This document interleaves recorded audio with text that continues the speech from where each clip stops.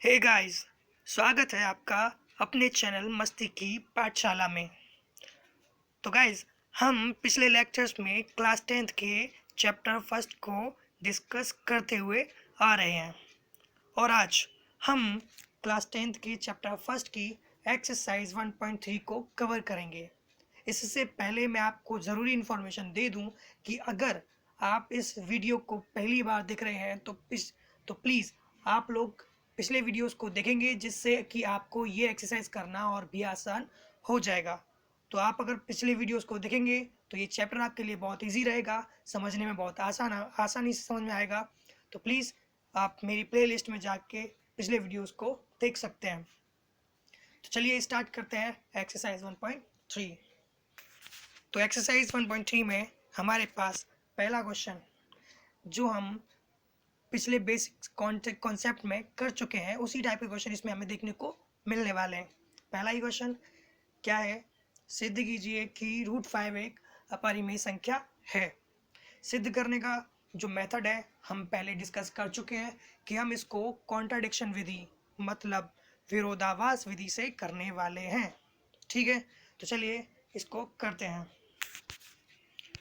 Contradiction विधि में हम सबसे पहले करते हैं क्या, हम मान लेते हैं कि जो हमें दिया गया है उसको परिमेय संख्या मान लेना है। तो हमने किया यही कि माना √5 एक परिमेय संख्या है, जहाँ पे हम इसको P/Q फॉर्म में लिख सकते हैं।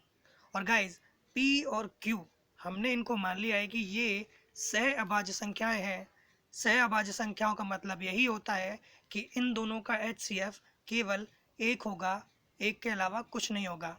ठीक है, और हम देखते हैं कि जब हमने इसको √5 को एक परिमेय संख्या माना तो इसको P/Q फॉर्म में लिखा और फिर हमने Q को ट्रांसफ़र कर दिया √5 के पास। तो हमारे पास जो नई इक्वेशन आई वो आई √5Q = P।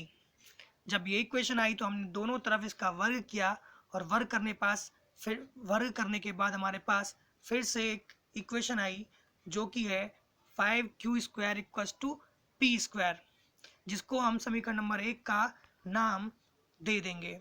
ठीक है, तो हमारे पास इक्वेशन नंबर फर्स्ट आ चुकी है। अब हम क्या करने वाले हैं, 5 को यहाँ से ट्रांसफ़र करके P² के पास भेज देंगे। तो फिर इसी से जो इक्वेशन बन के आई वो आई Q² = P² / 5। यहाँ पे हम देख सकते हैं कि 5 का डिवाइड जा रहा है P² में। इसका मतलब P² 5 से विभाज्य है, और यदि P² 5 से विभाज्य है तो एक थ्योरम हम पढ़ चुके हैं, उसी के हिसाब से P भी 5 से विभाज्य होगा। वो थ्योरम हमने पिछले लेक्चर में पढ़ी है, और अगर आपने पिछले लेक्चर नहीं देखा है तो प्लीज़ पहले उस लेक्चर को देखिए, जिससे आपको इसे समझने में बहुत आसानी हो जाएगी। इसके बाद हम देखते हैं कि हमारे पास अगर P भी 5 से विभाज्य है तो इसका मतलब ये हुआ कि P का एक गुणनखंड 5 अवश्य है। अगर P का एक गुणनखंड 5 है तो हम P को 5C कह सकते हैं, जहाँ पर C कोई पूर्णांक होगा। अगर P का मान 5C है तो हमने इसको पुट किया इक्वेशन नंबर फर्स्ट में, जो कि हमारे पास ये थी। जैसे ही हम इक्वेशन नंबर फर्स्ट में P का मान पुट करेंगे तो वहाँ भी P का स्क्वायर है, तो यहाँ जो हमारे पास 5C है इसका भी स्क्वायर हो जाएगा।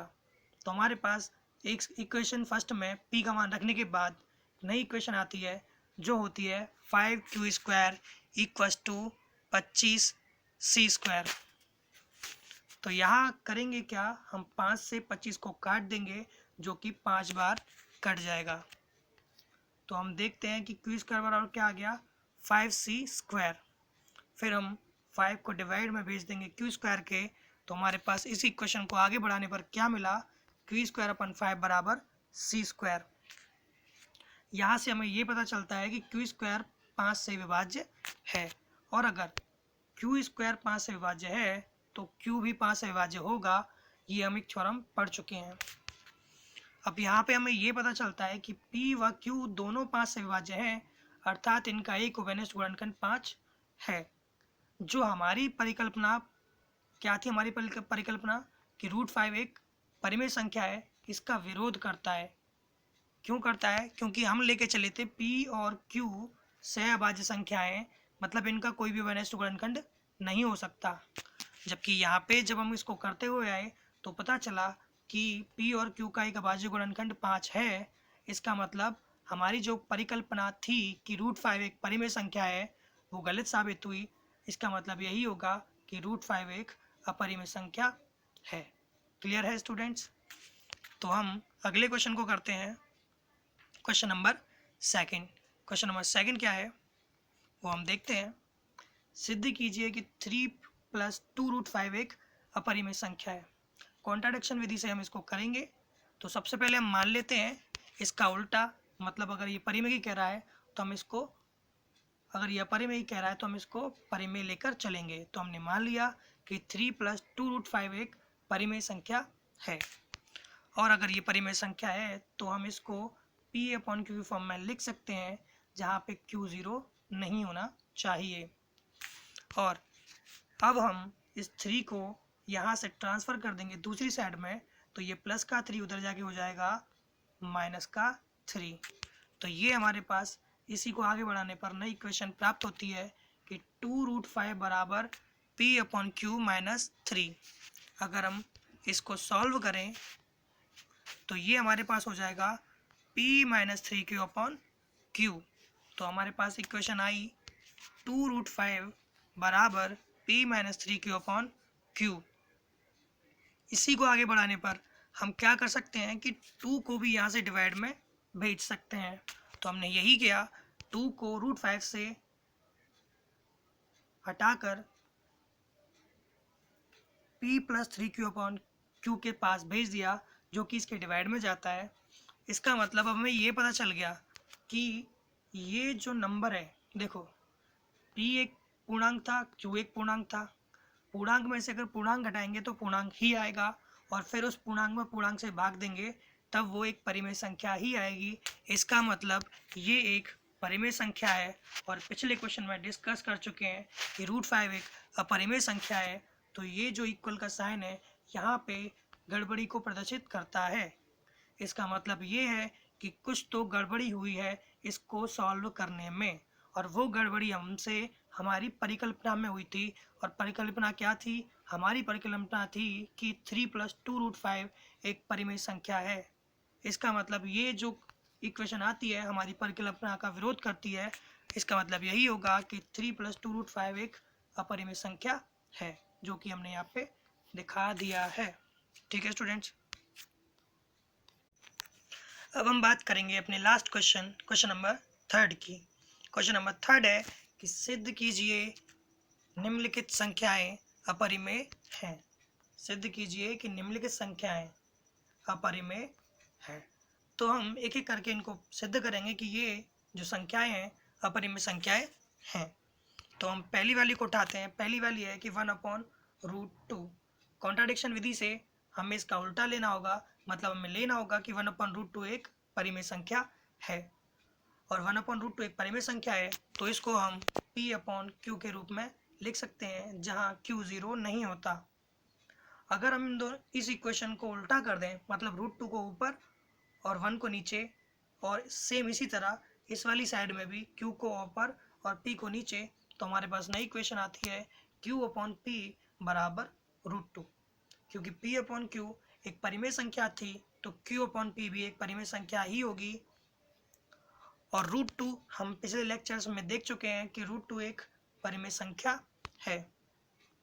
ये अपरिमेय संख्या है और ये परिमेय संख्या है। क्या देखा कि Q/P परिमेय संख्या है और √2 एक अपरिमेय संख्या है। तो हमें यहाँ ये पता चलता है कि परिमेय संख्या बराबर आ रही है अपरिमेय संख्या के, जो कि कभी हो नहीं सकता। इसका मतलब ये गड़बड़ी जो हमसे हुई है, हमारी जो परिकल्पना थी कि 1/√2 एक परिमेय संख्या है, उसी की वजह से हुई है। मतलब इस इक्वेशन ने हमारी परिकल्पना का विरोध किया है। जो हमारी परिकल्पना थी कि 1/√2 एक परिमेय संख्या है, तो इसका मतलब यही हुआ कि 1/√2 एक अपरिमेय संख्या है। ठीक है स्टूडेंट्स, अब हम बात करेंगे सेकंड पार्ट की। सेकंड पार्ट दिखाना है हमें कि 7√5 एक अपरिमेय संख्या है ये हमें दिखाना है। तो इसके लिए हम सॉल्यूशन में करेंगे क्या, मान लेंगे 7√5 एक परिमेय संख्या है। अगर ये परिमेय संख्या है तो इसको P/Q के रूप में लिखा जा सकता है, जहाँ पे Q कभी 0 नहीं होता।